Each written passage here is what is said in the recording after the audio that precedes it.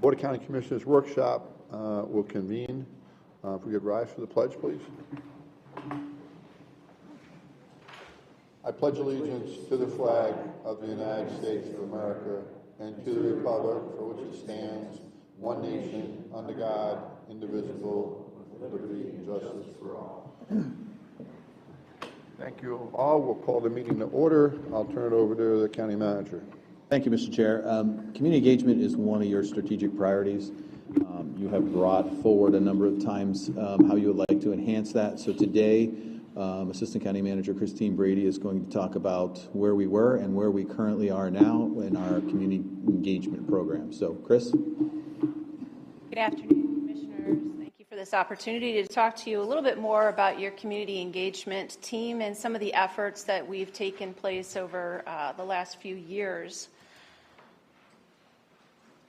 I'd like to first start with the evolution of communications, and probably a little over than 10 years ago, we developed a PIO and communications department. And so part of that was to build transparent communications for the board so that we would have one consistent message from the Board of County Commissioners as well as from our departments.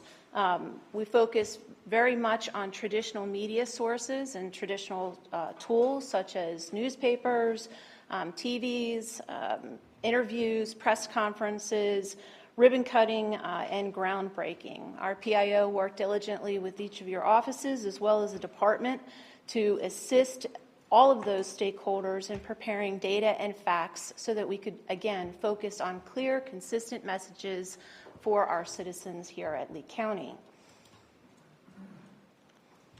As time has gone on from those 10 years ago, our technology and communication has continued to evolve, and PIO communication strategies evolved with that. What we've morphed that into is community engagement. And this is really kind of focused on the fact that even traditional media started to transition into social media platforms, their website, as well as through their web pages to provide information. They also changed their news cycles to a higher frequency. So we were seeing more news cycles with more information, and the county really needed to evolve into what we now call community engagement. We started to move into those social media platforms. We started to take a look at our web page as it relates to not so much what does the county want to tell citizens, but more importantly, what do the citizens want to know about the county? And that was a major shift in how we put information together, but we really wanted to be able to focus on telling the board's story in the board's way. With that, we started platforms with Facebook, Twitter, LinkedIn, YouTube, and our webpage. We also created a number of tools using the GIS Esri social media platform. Those will look like to you our resident information tool, our CIP tool, our water story, just to name a few of them. We also started to create educational content so that we can inform our citizens on some of the things that we do here at the county.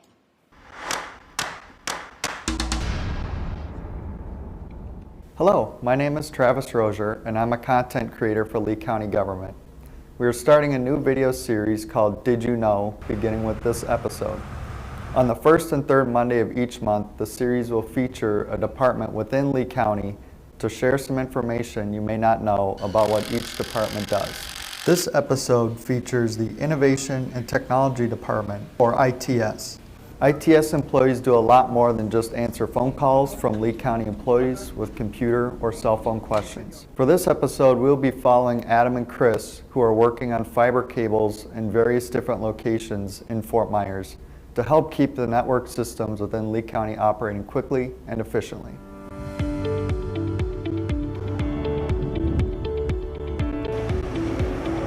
This here is what we call a splice enclosure, and this is where you splice fiber and then keep it safe after you splice it.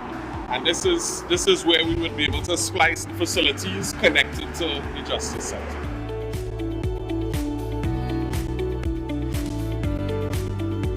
right? And what this switch does, off of each port, is where your user who has a computer will connect to. So if you were sitting at your desk in this, say you had a desk in this building, your computer would be connected to one of these ports on this switch, right? Now, this switch is connected back to the Justice Center. And how that happens is via the transport equipment, which is over there. So let me show you that. Here we have our transport equipment. We have two different pieces of transport equipment here. We have about 42 of these in the county. So what we're doing today is we're going to be dropping a circuit out of this piece of equipment back to the evidence locker to connect that switch that I just showed you over there, which is 27420 at the end.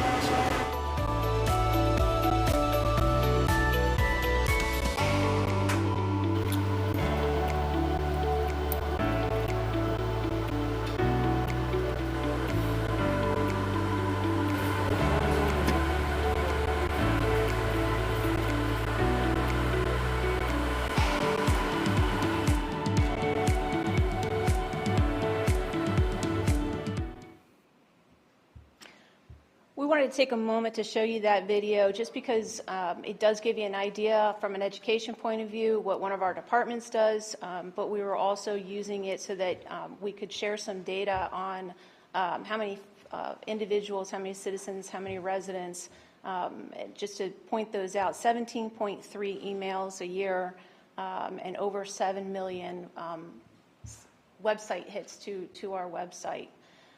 The other thing that we noticed is that as we were continuing to build out this content and our graphics, that traditional news sources were picking up that information so that they could reshare it, and also for the ability for commissioners' offices as well as departments to have a resource to point citizens back to get information. So as I mentioned earlier, our public information office grew into our communication. Betsy Clayton is still our PIO and communications director, focusing a lot on our traditional. Kitty Wilton is our community engagement director, and she focuses on digital, but the two of them are the dynamic duo along with their team, and they really do take a wide approach in how they develop content moving forward. The goal of the office is to continually build and strengthen trust and transparency between the county and citizens and visitors. We work very closely with our departments and our other external partnerships. Part of the team's ability to produce content comes from the strength of our partnerships. We have close relationships with all of our departments. Many of our departments have social media working groups as well as PIO or community engagement folks. This allows us to be able to expand our ability to respond to both known projects as well as for Gray Sky Days. When we are in a full activation, we reach far into our departments to help round out the resources that we have in order to meet the demands of those issues when they arise. We also reach out to the departments during Blue Skies for things like the Ag Expo as one of them.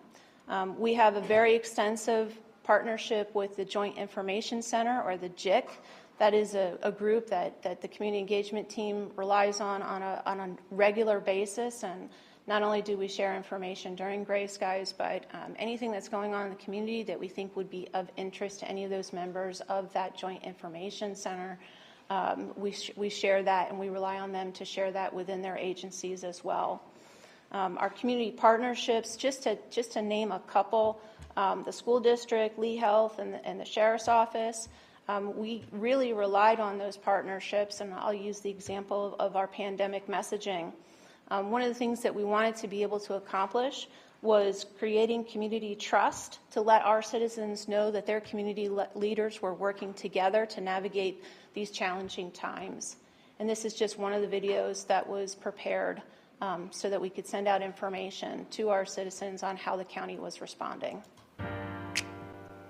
While we continue to see the strength of our community in the face of COVID-19, we must remember that by wearing a mask and following the CDC guidelines, together we can keep our friends and family members safe, safely keep our businesses open, provide help for those who need it.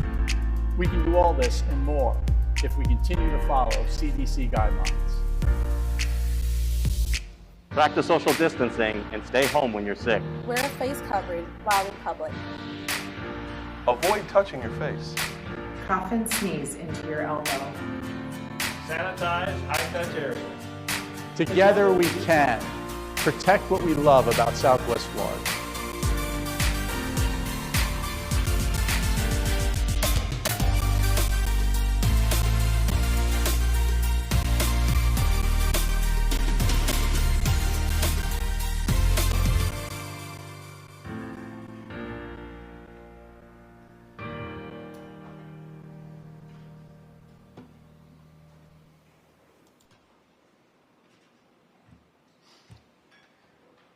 To give the board some ideas of some recent campaign examples, the Ag Expo is a perfect example of how we reached within our departments to be able to capitalize on the resources that we have and the talent that we have within. This was basically every tool that we had in our toolkit in order to educate the citizens on what the Ag Expo was. We did radio, we did TV, we did billboards, social media, website, logo, brand new branding efforts. It was a complete full suite. And this was the first time we really started to get into on-the-street interview style videos, and so that was all pushed through our social media and on our YouTube channels. Hey everybody, I'm Miriam Dotson with the Southwest Florida Ag Expo here at the Lee County Civic Center complex, getting ready for the big event, which kicks off February 29th. It goes through March 10th, and we're here on site with Mary Hayden. She works in our facilities department with the county, and you've been hard at work, Mary. So tell us a little bit about what you've been doing to get the place ready.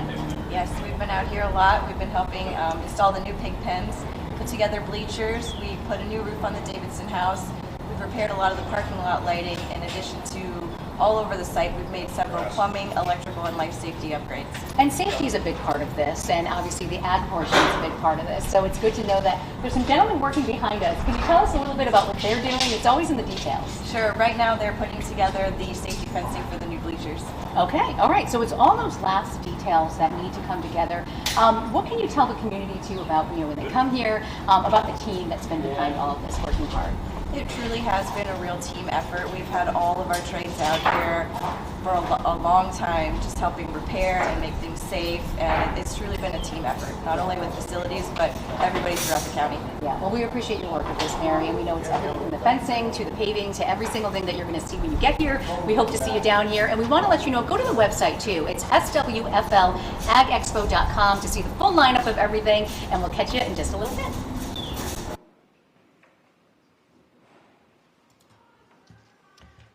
The current issue with the FEMA community rating system was not something that the team had planned for, and so this required us to work collectively with a few of our members within our DCD department, as well as some of our other social media folks, in order for us to quickly respond to providing information to our citizens on what exactly the issue was, and providing definitions and understanding of what the current situation is. And that's an evolving and continuing ongoing campaign, but that is certainly representative of something that was not planned for and how we reached into the departments to be able to expand our capabilities. And then the last example that we have is the hybrid, which is our solid waste material recycling facility. And that was a planned project, and we did have community outreach, and we did a landing page, and we did social media posts. But based on community feedback that came to the board gave us direction to do more, and to host meetings within the community so that we could better educate individuals on what that project was, what that project wasn't, and what the potential impacts would be to that community. So we worked with departments, and in this case, instead of relying on the social media and communication individuals, we really heavily relied upon the subject matter experts, so that when we went out to those communities, we brought the appropriate subject matter experts so that they could address the community's questions as it related to each of those departments. With that, we did receive a thank you letter from that community, in which they stated, "Your team helps dispel a great deal of misinformation, and doing so created a far greater understanding of the proposed project."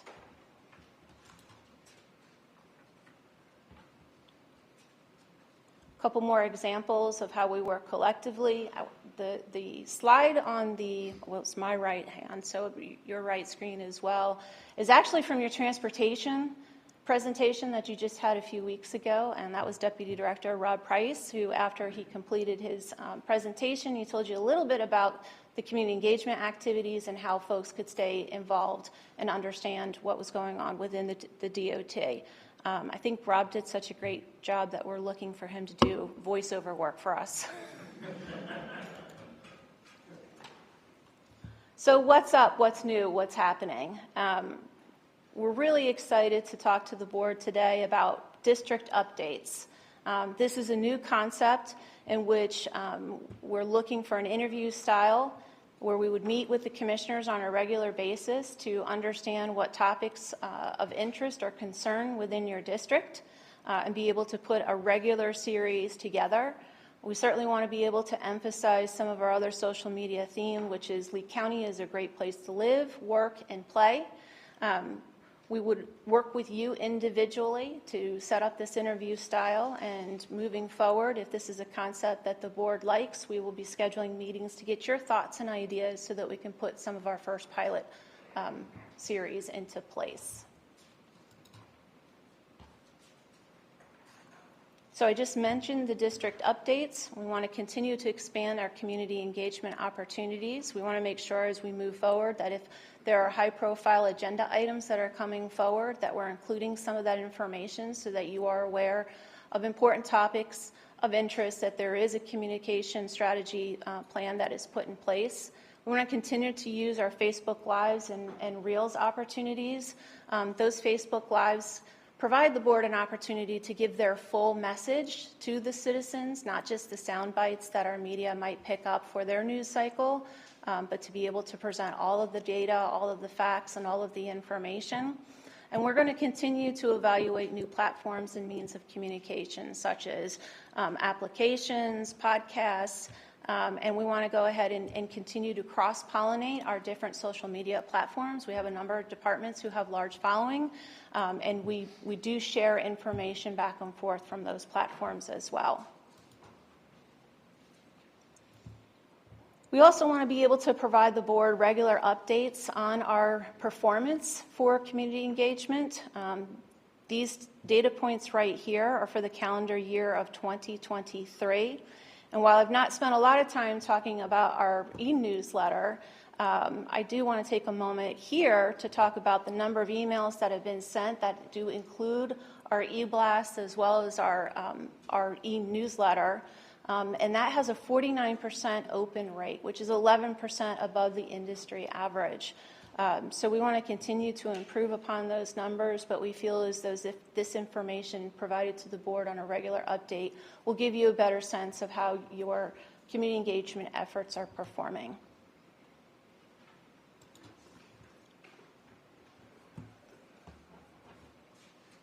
So with that, I do want to also point out one more time that ways for our citizens and for folks to stay engaged, please sign up for our newsletters, which are at leegov.com/resources/newsletter. Watch us on Lee TV. You can find us on Comcast Channel 97 or subscribe to our YouTube channel. Please follow us on social media, Facebook, Twitter, LinkedIn, and YouTube. And please continue to visit our website as we continue to build additional content out there. So I'll leave you with a question for today, commissioners, which is, are there any additional community engagement strategies you would like to see developed in the coming year? And we also have staff here available for any questions you may have, but that concludes my presentation.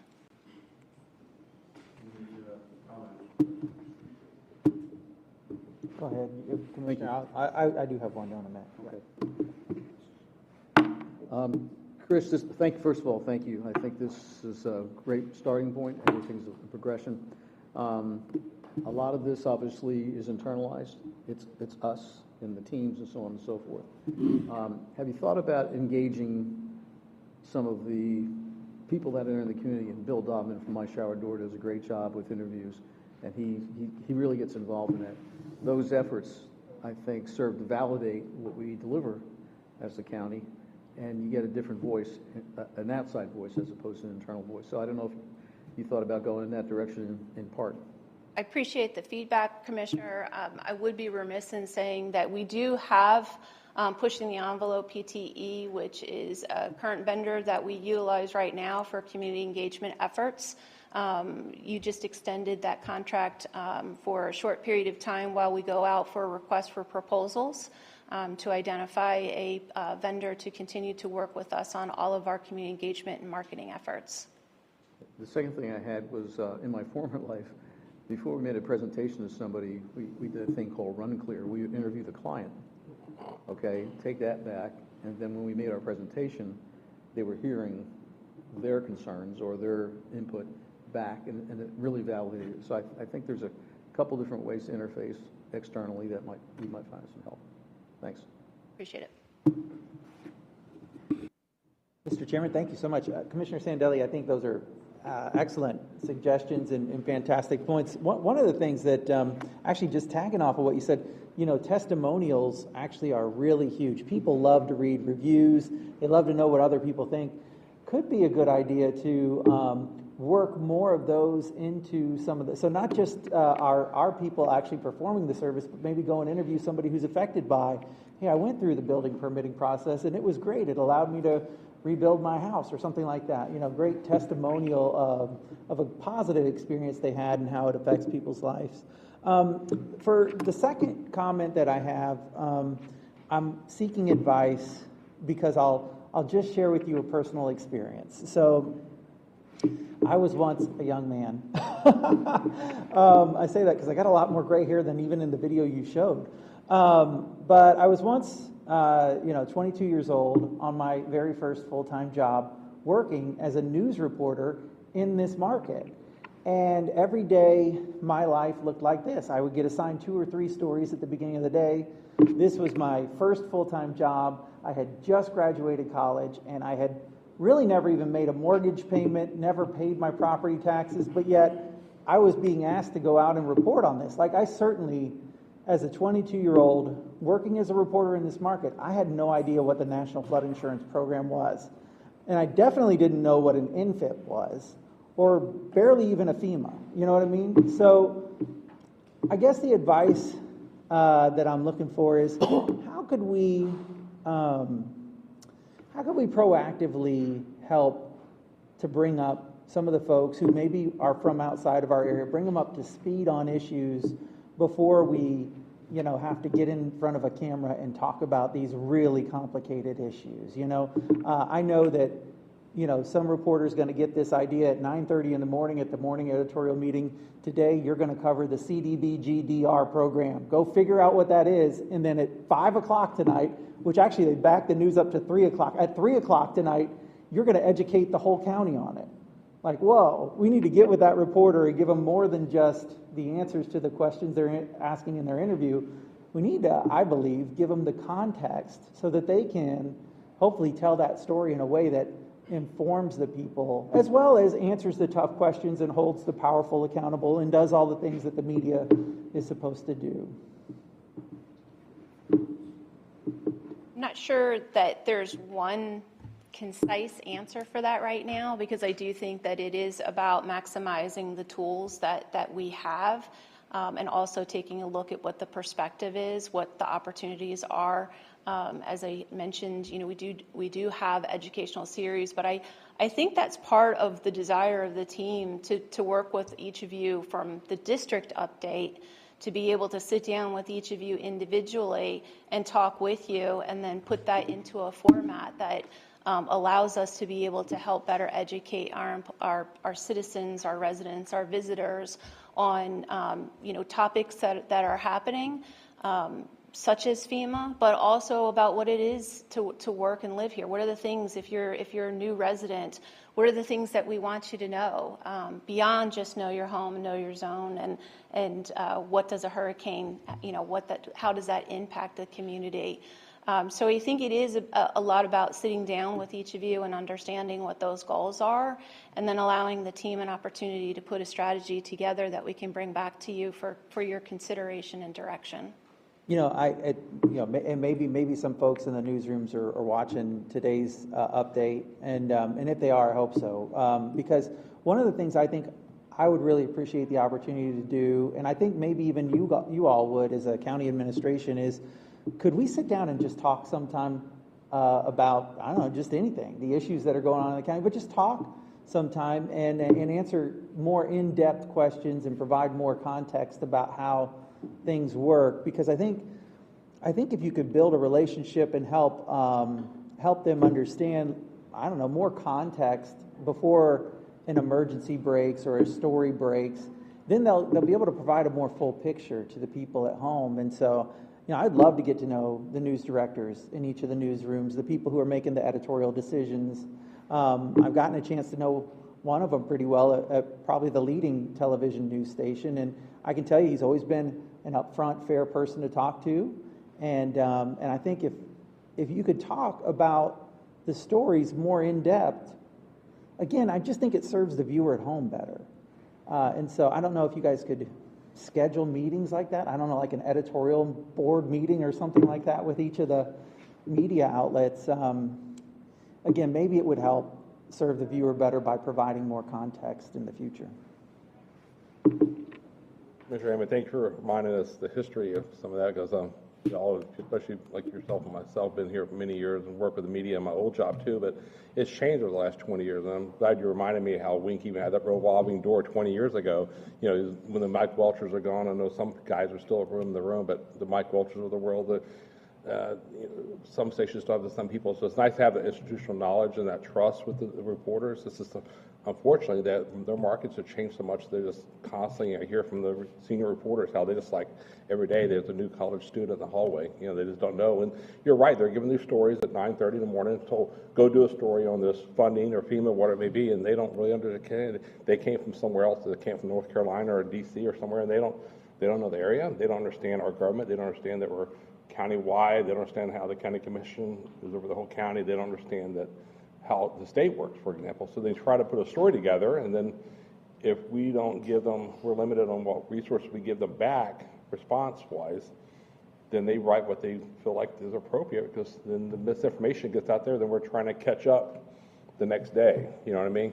It's just unfortunate, but I wish there was some kind of dialogue we could do that, provide them correct information, but we all know, being involved with different stories, I know we've all had our situations with, for example, Bill Smith's gone down the news press. You would give him the data with the numbers in front of him, and he'd still write a different story. And his, Cindy and whoever else we worked for before, and going back to even Tom Hayes, they'd always wonder, how did that happen? But the problem is already out there.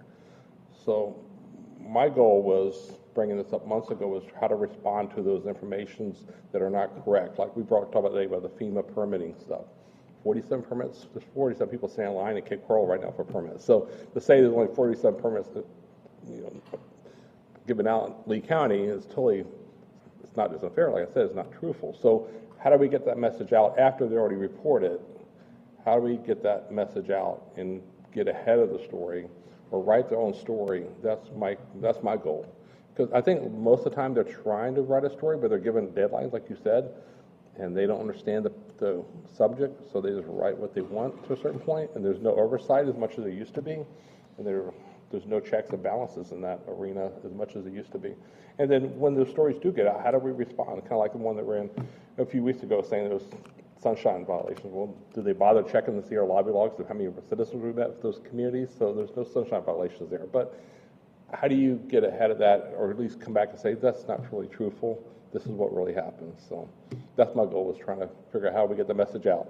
And if we get it out enough from the social media, somebody in the media, opposite of what maybe presented as a story that's not accurate, hopefully we'll jump on it. At least we'll try to get the message out. Mr. Sure. Chris, can you respond to this, how we're trying to respond to some of the media that's coming out? Yes, and I appreciate you bringing that up, and I'll use an example that just happened in the last week. We are putting more resources in being proactively reactive, in the sense that when we're seeing something that is inaccurate, historically what we've done is we've reached out to those editors to make those corrections. But Commissioner Pendergrass, to your point, once the information is out there, people rarely go back to a story and read it the second time, or they have to wait for the next news cycle in order to get the updated information. So we're working with those newsrooms to let those outlets know that there is a mistake. But in the meantime, what we've been trying to accomplish is creating the right information. So recently there was some information that was being reported about some of our bridges here in Lee County. They were referring to one of the county-owned bridges or the county-maintained bridges. That was inaccurate. So we worked with the newsroom to correct the information, but understanding the way the news cycle was, we weren't going to hit that. So we did create some graphics and statistics, or graphics and data, to be able to push out to our citizens, that morning, to be able to provide clarification as to which specific bridge was being communicated and which specific bridge was being impacted, so that we are trying to get that information out there. I do agree with you. There's opportunities to make that more robust and to look at different ways for us to be able to communicate that message, so that we're having more of a cycle of correct information as soon as we see that something is incorrect. Thank you. And like you said, Commissioner Hammond, you mentioned about having dialogue, and I think we all know people in the market. I know Daryl, for example, we used to be Waterman, NBC. Daryl's really good producer over there. Evan's gone now from Fox over across the river, so I don't know who's tucked his place over there. But it's nice to have that dialogue, and we all have our more established news workers, reporters, than the market we can talk to. But a lot of times, if they're, like you said, they're giving it to the new kid on the block that morning, they're going to run and create a story that's not even accurate, or half the information is accurate, half isn't. So that's the challenge. My goal has always been for us to go out and get a response. And I know Betsy and staff have done a really good job trying to get those stories retracted when they have the wrong numbers. I mean, you have a simple number like the permits, So did they even ask how many permits were actually listed? Approved in Lee County? Probably not. They just made up a number, or they pulled some off our website. The first time they saw that was the number. So my goal was to try to how do we get ahead of that messaging and have more aggressive messaging campaign to the community about what's actually happening in Lee County, because we're doing a lot of great work, and staff, you guys are doing all the good work. We need to be recognized for that. We're going to need that in the future. It's going to be challenges in the future. And I know you had one of the slides there about doing stuff in the district commissioner stuff. That's great. But if there's something, a project one of my district, another commissioner wants to talk about, please jump on it, because I'm going to be in Lehigh the next year or two. I'll be doing Commissioner Greenwell. I'm sure he'll be okay with that. I'd love to hear from him in the future. But we all should be in Lehigh and different parts of the county, supporting each other, because we're county-wide based upon the charter. And we need to understand to do that, because to make sure we get the correct message out there of all the investment we're doing throughout the county and why it's so great to live in Lee County.